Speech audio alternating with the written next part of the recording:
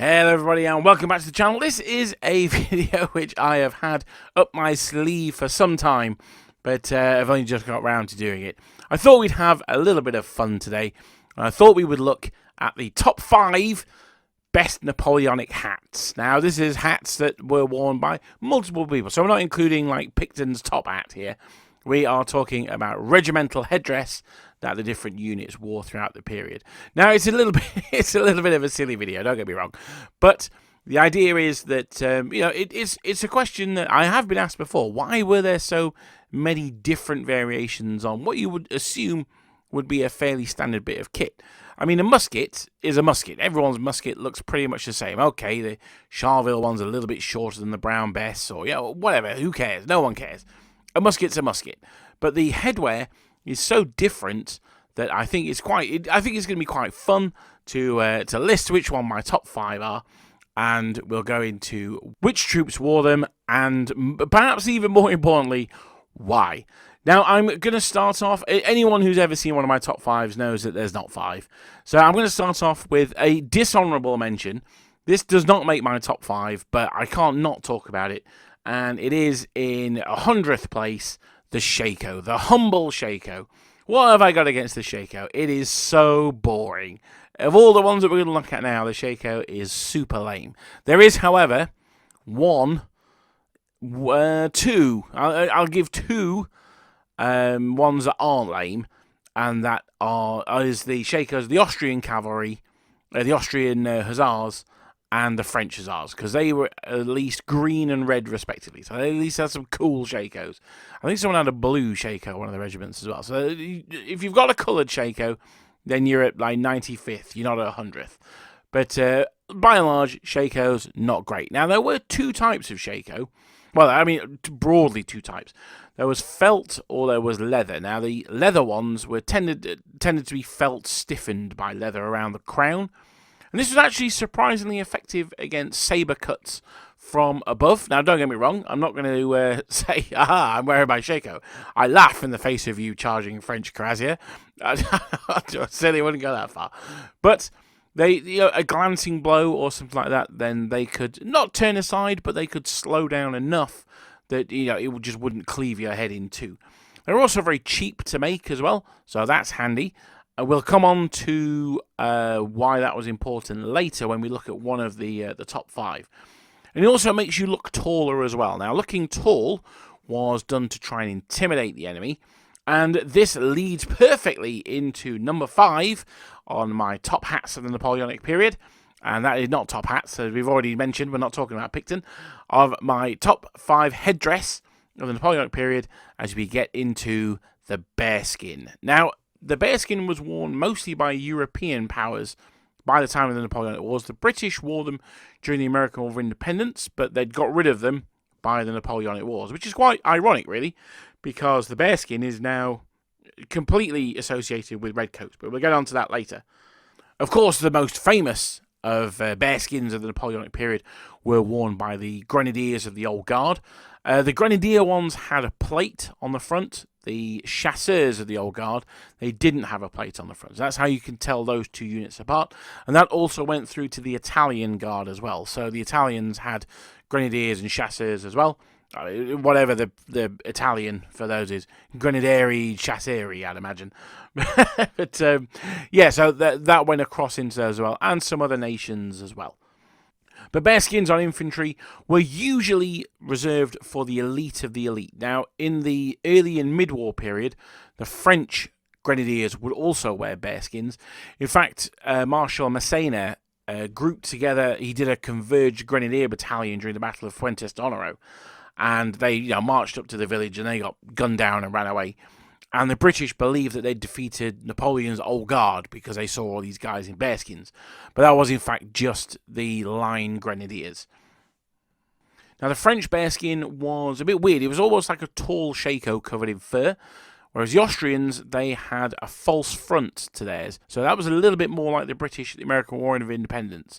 There's a sort of, when it gets wet, it flaps around a lot at the front, though. But they're pretty cool looking. Rather ironically, I've never really worked out why, the Russians didn't wear bearskins. Of all the nations that you would assume would have plenty of bears running around, the Russians didn't wear them, but there you go. There's certainly more bears in Russia than there are in Italy, that's for sure. Although I guess you could argue that the Guard Cossacks, they wore bearskins, I suppose. Now, we talked about the infantry units that wore them, and briefly the Guard Cossacks. Well, the elite company of, particularly the French cavalry, would also wear them. The elite dragoons would wear bearskins, and, of course, the elite French mounted regiments would as well. The Grenadier à Cheval being the most famous, but also the Gendarmes d'Elite. Now, by 1815, they had transferred to like Grecian helmets, which we may see later, but in the earlier period, they had bearskins, as did the Carabiniers à Cheval, who would eventually again get Grecian helmets, but before 1812, they also wore bearskins. Basically, they were a regiment of elite dragoons. So if you think the elite company would wear bearskins, well, they were all elite, so they all wore bearskins. They certainly considered themselves elite anyway. I'm not entirely certain that they were, actually. So perhaps a surprise entry so low down there. Number 5 was the bearskin. Oh, now I should say that I did say that I would go on to say why the British Guard wore them, or wear them today, and that's because at the Battle of Waterloo, the British Guard claimed credit for defeating the Old Guard, so they wear them as a battle honour. Now, whether they did or not is up to discussion, but they certainly say they did, so that's why they wear them. And that's the same thing with the Scots Greys. I'm going to lump their bearskins in as well. They defeated the Maison de Roye at, I think it was the Battle of Ramillies. It was certainly during the Duke of Marlborough Wars, so they wore them as a battle honour as well. The modern bearskins are actually made of a bear's skin. It takes one bear to make a single bearskin. There's a lot of people complaining about it, but it is what it is.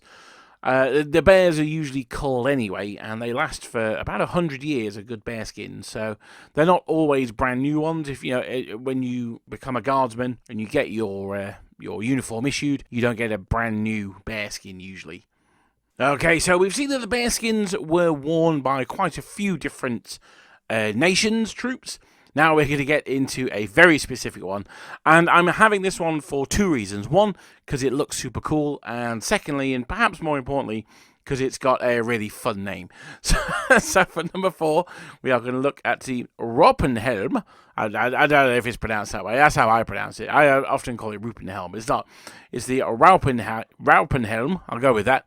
And that is the Bavarian helmet. Now, that replaced an earlier one, which was designed by an American Secretary of State, I think it was, a guy called Rumford, and he had the Rumford cap, which came with a brand new uniform for the Bavarians, which changed their cornflower blue to a white. Now, that was, of course, as one would expect, super unpopular. So the Bavarians didn't really go in for that, and they replaced it with the Rumford Helm. Now, what I really like about this is that it's very unique. It's a very tall helmet. It's almost like a Russian cavalry helmet. It's very tall, has a fur crest on the top, which is transverse, so that means it goes forward to backward if you are normal, if you really know what I mean, and it goes from side to side if you were a grenadier. I think they may have been based on a design by Potemkin for his army. But they absolutely go a huge way to making the Bavarians look such a unique army on the tabletop. One of the things I love about the Bavarians is again, as with the Shaker, it makes them look very tall, so it makes them look super tall. And what I really like about the Bavarians on the tabletop in particular is they've got the light colours, so they stand out quite nicely.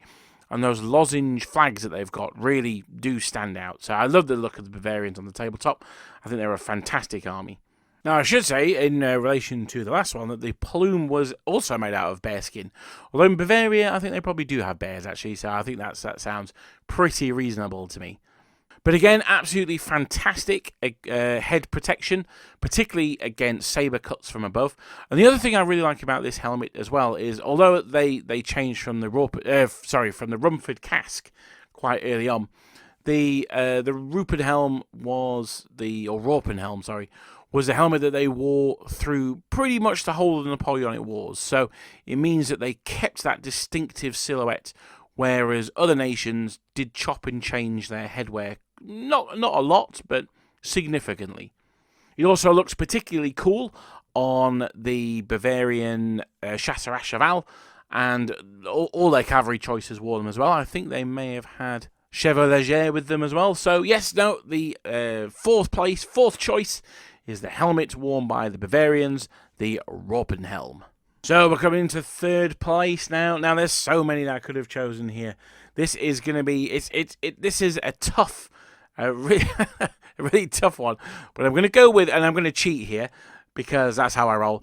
I'm going to go with the Grecian cavalry helmet. Now this you'll be like, what the hell is that? So I'm going to break it down. As I say, it's a little bit of a cheat because this covers helmets that were basically, they were like a leather skull cap with metal accoutrements to it, metal fittings that would stiffen it and provide a huge amount of extra protection. So the Grecian helmets I'm thinking about in particular here are those worn by the French cuirassiers, the French carabiniers after 1812, the French lancers, and the British household cavalry. Now, they weren't the only nations that would wear helmets like this. The Saxon Garde du Corps, for instance, would. Saxon cuirassiers as well. If you were heavy cavalry of any variety, then these were the helmets to go to. And I've missed probably the most numerous troop types who wore these, which of course were the dragoons. Now, French dragoons in particular, there were 30 regiments of French dragoons, so they all wore them. But also things like Italian dragoons, the Spanish cuirassiers who got their uniforms from the cuirassiers from the baggage train. So these were very popular. Now, the reason why they're called Grecian is because they have a tall crest on the top, which is very similar to how artists depicted the helmets of ancient Greece at the time. You know, think of stuff like the Oath of the Hortensius. Well, that's not Greek, is it? But think of something like Leonidas at Thermopylae, or the intervention of the Sabine women.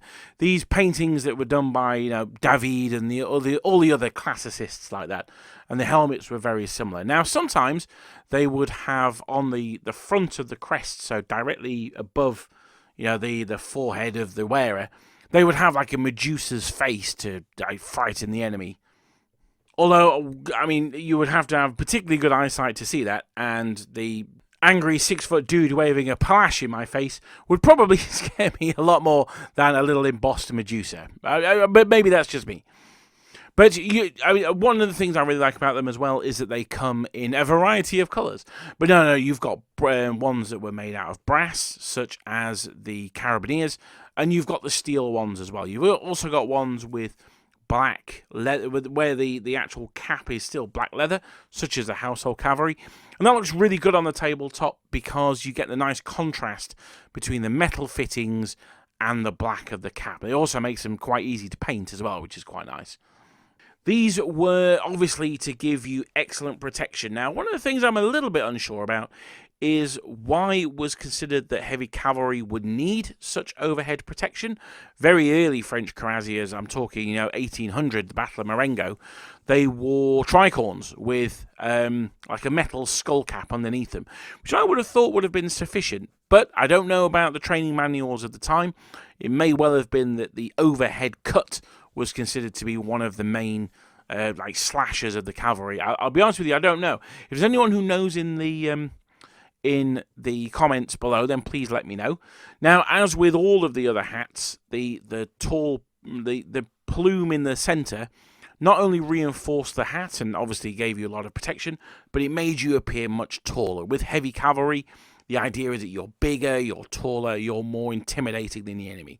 And there were charges that the enemy horsemen did just flee through sheer intimidation. So we can scoff at it now, but it actually did happen. And a fully armoured French cuirassier or carabinier would have been quite a difficult prospect to take down, I would have thought. Now, I also mentioned that the Lancers and the Dragoons wore them. Now, the Lancers, it's perhaps a little bit more obvious.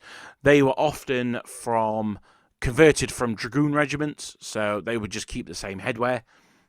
And for the Dragoons, it shows that they kind of fit that, they bridge the gap between heavy cavalry and light cavalry. I really like them. I think they are an iconic bit of equipment. And while the Austrian and the Russian ones have got their place too, I think the Grecianness of them. That's if that makes a if you understand what I mean. Really adds to the romanticism of the age for me. So in third place, the Grecian cavalry helmet. So moving into the top two, we come to my second choice, and this one is another largely cavalry one, although not exclusively, and that is the Chapka. Now, just as the Grecian helmet was a symbol of heavy cavalry, the Chapka is a symbol of the Ulan, of the lancer. Now, in Eastern Europe, a Chapka is just a hat. So, any type of hat is a Chapka. But we obviously know it over here in English. Its English usage is the tall, almost like it's something called a mortar. It's like a mortarboard. It's almost like a like what professors wear, but obviously a lot taller. It's a diamond shape on the top and can be of different heights, although for Napoleonic times they could be pretty tall. Now, one of the things I really love about the Chapka is it is so different from everything else. Now, it wasn't just the Eastern European Ulans that wore them, of course. It was the Westphalians would wear them. Later on, the Bavarians and Saxons, what's his name, Murat, was a huge fan of them. He had his Neapolitan cavalry wearing them. And, of course, you had them worn by the famous two Lancer regiments of the Guard, one of which was, of course, the Polish Lancers, and the other one were the Dutch Lancers. Now, as we have spoken before, it was designed to make the wearer look much taller, and by sort of going out at the top as they do, it added a bit of bulk to the wearer as well. Now, interestingly, the Chapka was not only worn by Polish cavalry, but it was worn by Polish infantry as well. Now, I'm going to be completely honest with you, I am not 100% expert on this, but it is my understanding that the Grenadiers would wear them in the Vistula Legion. But in the army of the Duchy of Warsaw, then your bog-standard Fusiliers would wear them. It was just, that was their basic headdress. Their Grenadiers would wear bearskins.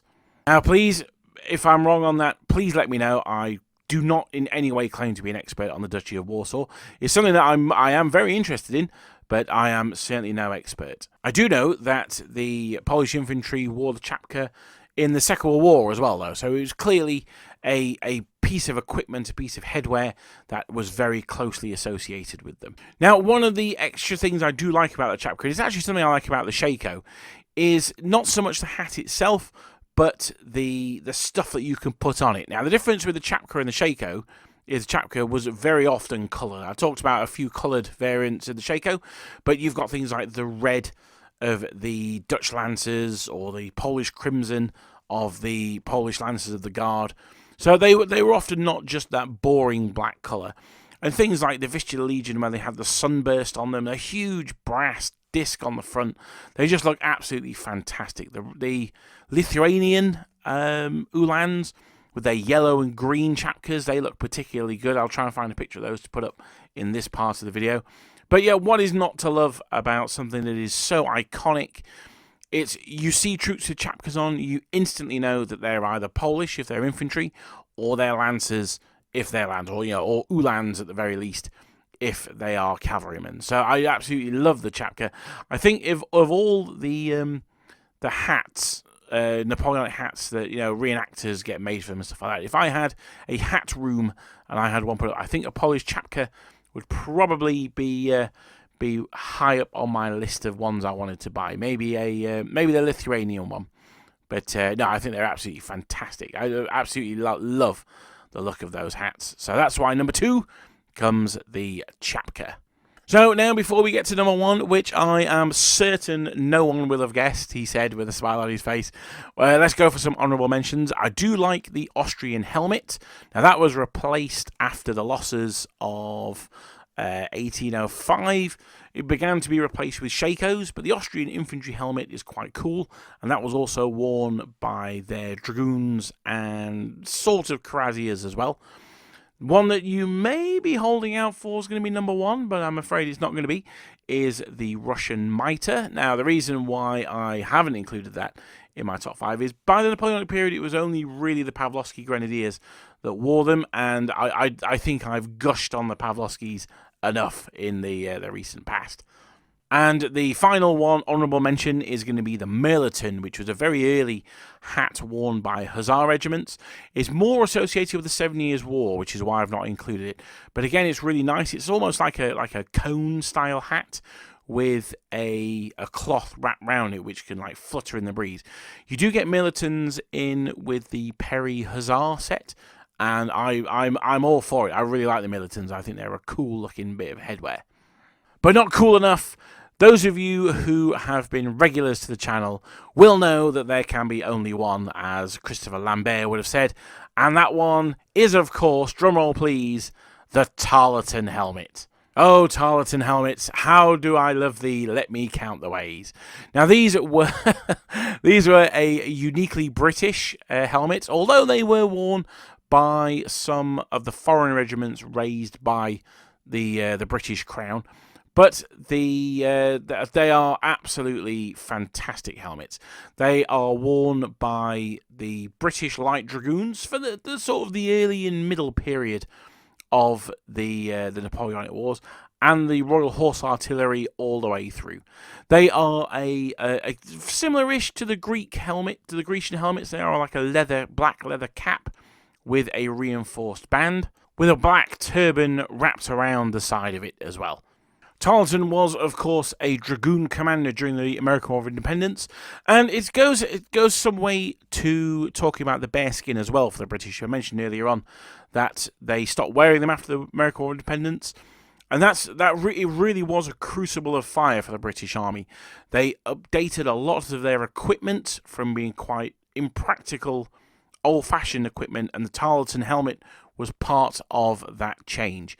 It's relatively small. It's quite compact compared to most headdresses, particularly when you're on a horse. It's also quite light. We were talking earlier on about, was it really that common for a cavalryman to get hit on the head?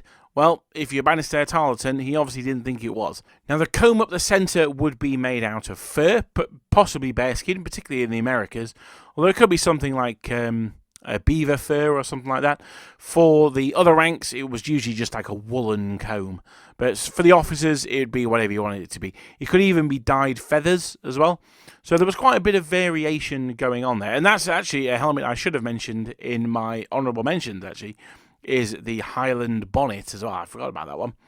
They're pretty sick as well. Now, something that you might see in the pictures that I'm going to include here, and I'm doing this deliberately, are that they were worn by yeomanry regiments as well. Now, yeomen were sort of units that were raised in the local parishes, usually paid for by the largest, sort of, the richest person in the area, and they kind of would do what he told them to do. Later on, you would end up with things like the Peterloo Massacre and stuff like that, which was a little less, a little unfortunate. But the Tarleton helmet was, it wasn't their fault, but they were often worn by those home forces. When the dragoons got rid of them, they replaced them with shakos. Boo. They were actually given to the Chasseurs Britanniques, who were a foreign regiment raised for service in the Mediterranean, and another Mediterranean outfit that got them were the Royal Corsican Rangers, who were sort of royalists from Corsica. They're a bit of an odd fish unit, they are, although they did fight quite successfully in a couple of sieges, so props to them. But the helmet never really took off, and I can understand why, because it doesn't really do either of those things. It doesn't provide enough protection the way that a helmet would, but it's also a lot more expensive than a shako, so it sort of falls between the two stools there. I can understand why the yeomen had them, because they were privately funded and people thought they looked cool, basically. So that's why they were quite popular for the yeomanry. So that is it, the Tarleton helmet. Regular listeners to my channel will know that I absolutely love the Tarleton helmet. When given an option to get some British Light Dragoons, I don't care what the period is, I don't care if they're on foreign service, they're getting Tarletons, I don't care. So they actually had a tin helmet when they were fighting in America in the War of 1812 and over in Egypt. But mine always wear Tarltons. And the Royal Horse Artillery, the 3rd Royal Horse Artillery, my favourite of the Royal Horse Artillery units, is who I was with in Germany. They also get them as well. So that's why I think they're super cool. You can always have a full infantry regiment with them if you take the Royal Corsican Rangers. And you can also get away with giving them to some of your very early French if you want to do the Egyptian campaign. Now, it wasn't quite the Tarleton that they wore. It was called a casque, I think it was. But it basically looked the same. It was sort of a cut-down Tarleton. So there you go. My top 5 hats with some dishonourable boo shakos and some more honourable mentions. As I say, I've skipped over the Highland bonnet. I meant to put that in there as well. That's absolutely awesome. I love the Highland bonnet. But I forgot about it in the moment. But there you go. What are your favourite bits of Napoleonic headwear? What fun and interesting ideas or factoids do you have about why certain units wore certain headdresses? I really like the idea of them being captured as a battle honour, as we do with our current British Guards or with the Scots Greys, even back in Napoleonic times. But what do you think? What's your favourite headwear? And what do you think would be perhaps the most impractical to wear in the field? That's something that we don't really talk about, and luckily as wargamers we don't really have to put up with. But thank you very much. I hope you've enjoyed it. It's just been a bit of fun. I hope you've had a bit of a think and maybe learned something new about where these different headdresses came from and how you can identify troops at a glance on the tabletop. Well, thank you very much. Don't forget that we are running an event. Check out the Boards and Swords website in Derby. We have sold, I think we've sold 2/3 of the tickets at the moment. That's 2/3 of capacity. I'm not going to lie, I was hoping that we would get 4 to 6 people, and I was just like, I'll lower my expectations, 4 to 6. I won't ask any more than that, and we've absolutely blown that out of the water. So if you've got a ticket, thank you so much. I'm really, really looking forward to it. If you haven't got a ticket yet, then you absolutely should. Check it out on the Boards and Swords website. It is a weekend of Napoleonic games. It's not a tournament. It is just a weekender, and it takes place on June the 22nd and 23rd. So that is at Boards and Swords in Derby. A great champion of Napoleonic wargaming, and if we can help them out, then have some great games and I'm sure there'll be time for some beverages afterwards, and that'd be great. But thank you so much for listening today, and I'll see you guys next time.